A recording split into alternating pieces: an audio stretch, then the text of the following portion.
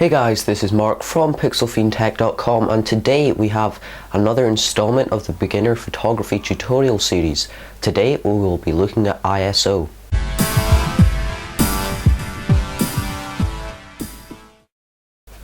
Okay, so ISO is a feature that is often overlooked when picking your manual modes because most people want to play around with aperture and shutter speed, which are, you could say, the more important ones because they're the ones that can give you some cool effects and that you really need to know about when you're going into manual. But you can't really go into manual without knowing about ISO, and I think of it as kind of the one that you use to top up your light and just to control your exposure. So for example, if you're taking sports photography and you want a shot with a small depth of field and fast shutter speed, then you will have to use the ISO to balance that out. Now you're probably wondering, what actually is ISO? Well, ISO is how sensitive to light your sensor is, so kind of how much light it picks up.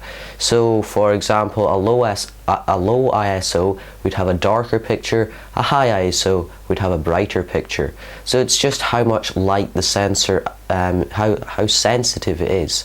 That's just the simple way to describe it. Now ISO, generally in most cameras, if you go to the extremes, like for example 6400 ISO, it'll be a horrible picture and it'll have something called noise or grain, which is in the picture where you see little dots, and you have probably seen it before.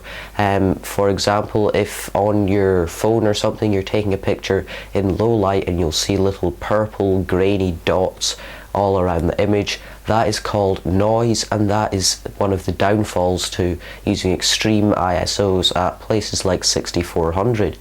So you generally want to keep your ISO around the middle of the spectrum, so the 100s or 800s. If you're shooting outdoors, you generally don't need much light because it's going to be lighter outdoors, so you would generally be looking at around 100 ISO for shooting outdoors, whereas if you were indoors like I am now, if I just look at my camera is actually set at ISO 2000 I think at the moment, which is quite high, but generally indoors you would be looking at around 800 for ISO, but of course it depends on your lighting conditions. So the darker the lighting conditions, the higher you want to put your ISO, and the lighter the lighter the light, then the lower you want to put your ISO.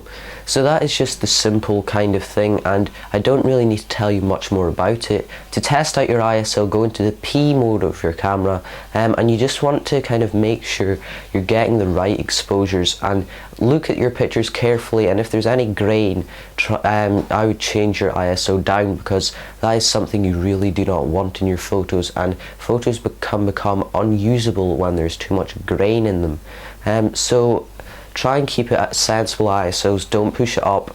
I probably wouldn't even go above something like 24,000 or anything like that. I'd want to stay lower than that. So that will hopefully give you a rough guide of ISO. If this video helped you, please give it a like and a share.